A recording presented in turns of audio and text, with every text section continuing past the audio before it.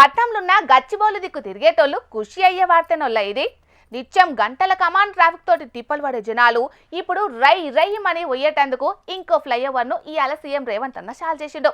మరి దాని ముచ్చట్లన్నిటి మీద ఓ నజరేద్దాం పాండ్రి. పట్నంలో ఉన్న ఐటీ కారిడార్ ఎప్పటికీ మస్తు బిజీగానే ఉంటది. సాఫ్ట్వేర్ కంపెనీలు దినం పెరుగుతుండే వరకు ట్రాఫిక్ మస్తు పెరుగుతున్నది.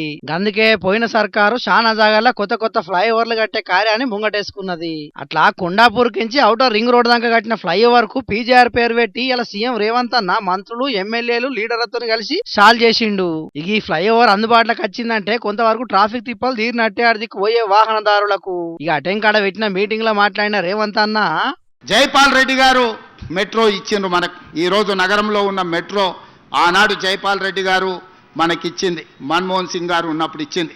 మరి పివి నరసింహారావు గారు ఉన్నప్పుడు హైటెక్ సిటీ వచ్చింది, మన్మోహన్ సింగ్ గారు ఉన్నప్పుడు మెట్రో వచ్చింది, ఇందిరాగాంధీ గారు ఉన్నప్పుడు బిహెచ్ఎల్ వచ్చింది, మిదాని వచ్చింది, బీడిఎల్ వచ్చింది, ఐడిఎల్ వచ్చింది, ఇట్లా ఈసీఐఎల్ వచ్చింది.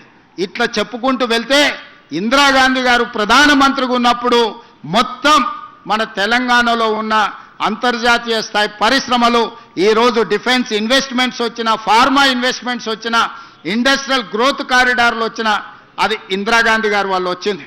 ఈరోజు ఐటీ కంపెనీలు వచ్చినాయంటే పివి నరసింహారావు గారు వల్ల వచ్చింది.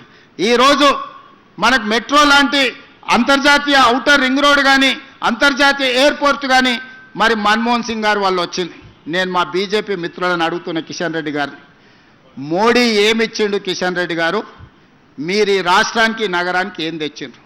మా పార్టీ నాయకులే తెలంగాణలో అన్ని తీర్ల అభివృద్ధి కార్యక్రమాలు చేసిండ్రు. సెంటర్ సర్కారు నరేంద్ర మోడీ తెలంగాణకు ఏం చేసిండో చెప్పాలని సెంటర్ మంత్రి కిషన్ రెడ్డిని ప్రశ్నించిండు రేవంత్ అన్న. ఇక కంచగచ్చి బౌలి భూముల ముచ్చట్ల తప్పుడు ప్రచారం చేసిరన్న రేవంత్ అన్న, మా సర్కారు ఎత్తున్న అభివృద్ధిని చూసి వస్తున్న పెట్టుబడులను అడ్డుకోవాలని బీఆర్ఎస్ పార్టీ కుట్రలు చేస్తున్నదని గరానికి వచ్చిండు. ఇక కాలుష్యం చేయంగా ఢిల్లీలో బతకలేని పరిస్థితి వచ్చింది. సరైన ప్రణాళిక లేకపోవట్లనే చాలా ఇబ్బంది అవుతున్నది. వర్షం వస్తే చెన్నై అతలాకుతలం అవుతున్నది. బెంగళూరు ట్రాఫిక్ లో చిక్కుకుంటున్నది. కాబట్టి ఆ నగరాలను చూసి మనం నేర్చుకోవాలన్నాడు.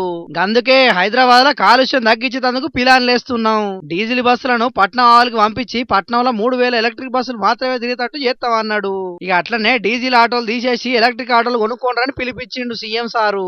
ఎలక్ట్రిక్ కార్లు బండ్లు ఎవ్వరు కొన్నా పన్నులు వసూలు చేయమని చెప్పిండు. ఇక హైదరాబాద్ మీద ఒత్తిడి పెరుగుతున్నది కాబట్టి 30,000 ఎకరాల ఫ్యూచర్ సిటీని ఏర్పాటు చేస్తున్నాం అన్నాడు. మొత్తానికైతే హైదరాబాద్ నగరం న్యూయార్క్ టోక్యోతోని పోటీ పడుతున్నదన్న రేవంత్ అన్న, ఎవ్వరు అడ్డుపడ్డా మా యజ్ఞం మాత్రం ఆగది. రైజింగ్ తెలంగాణ 2047 లక్ష్యంతో ముంగడిపోతున్నాం అన్నాడు. చూడాలి మరి రాబోయే రోజుల్లో తెలంగాణ అందున హైదరాబాద్ ఏ రేంజ్ లో డెవలప్ అవుతుందో.